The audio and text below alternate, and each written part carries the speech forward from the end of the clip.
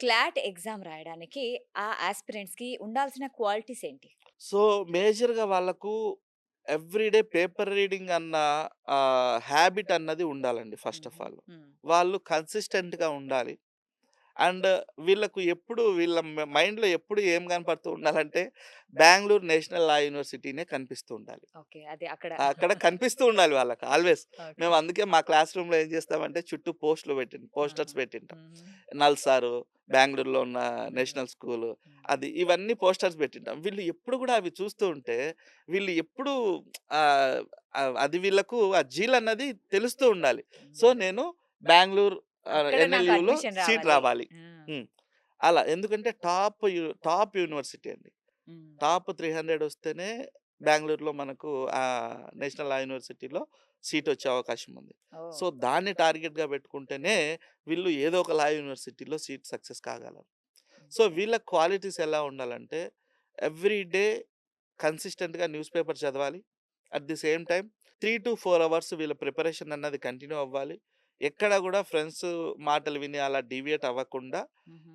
వీళ్ళు ఆహ్, కన్సిస్టెంట్‌గా దీని హ్మ్. మీదే ప్రిపరేషన్ కంటిన్యూ చేయాలా అనేది వీళ్ళకు మైండ్‌లో ఎప్పుడు ఉండాలండి. రైట్. సో, ఈ క్వాలిటీ ఉంటే వాళ్ళు సింపుల్‌గా సక్సెస్ అయిపోవచ్చు. ఓకే. అయితే సార్ ఇప్పుడు రీసెంట్‌గా క్లాట్ ఎగ్జామ్‌లో ఏమన్నా చేంజెస్ వచ్చాయా ఆ ప్యాటర్న్‌లో? యెస్. హ్మ్. 2020 వరకు మనకెలా ఉండేదంటే 200 క్వెషన్స్ ఉండేదండి. హ్మ్. 200 questions 120 minutes of time. Okay.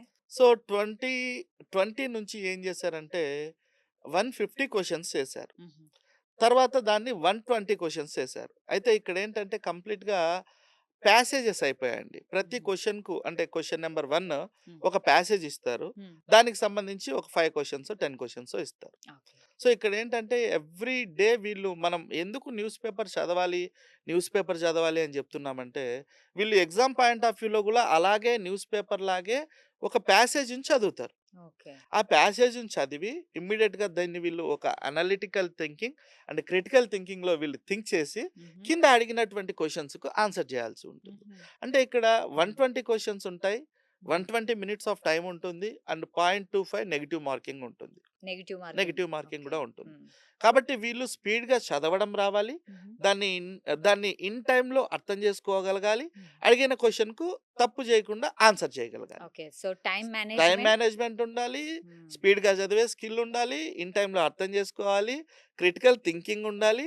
ఇవన్నీ గూడా వీళ్ళు హాబిట్ కావాలి. రైట్. So, okay. ఈ చేంజెస్ అన్నవి వచ్చాయండి. అండ్ కొన్ని రిఫార్మ్స్ గూడా సజెస్ట్ చేసున్నారు.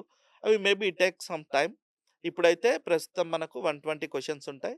120 మినిట్స్ టైమ్ ఉంటుంది. హుహు. 0.25 నెగెటివ్ మార్క్స్ ఉంటాయండి. ఓకే. నీట్ అండ్ జేఈఈ ఎగ్జామ్స్‌తో పోల్చుకుంటే ఈ క్లాట్ ఎలా డిఫరెంట్? సో, నీట్, జేఈఈ ఇవి కంప్లీట్‌గా రిలేటెడ్ టు సైన్స్ సబ్జెక్ట్స్. హుహు. మనం ఇది కంప్లీట్‌గా related to legal and law.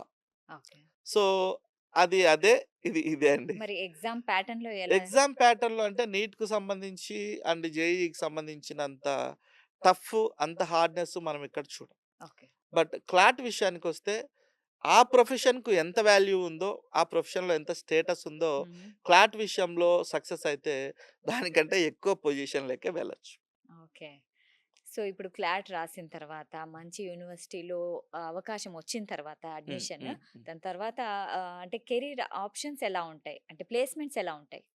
Placements అంటే మనం ఇదివరకు అనుకున్నట్టు ఒకవేళ ప్రైవేట్ సెక్టార్‌కి వెళ్ళాలి అంటే హుహు. నంబర్ ఆఫ్ మల్టీనేషనల్ కంపెనీస్ క్యాంపస్‌కి వస్తూ ఉంటాయండి. అలా వెళ్ళొచ్చు. హ్మ్. లేదు జ్యుడిషియల్ సర్వీసెస్‌లోకి వెళ్ళాలి అనుకుంటే హ్మ్.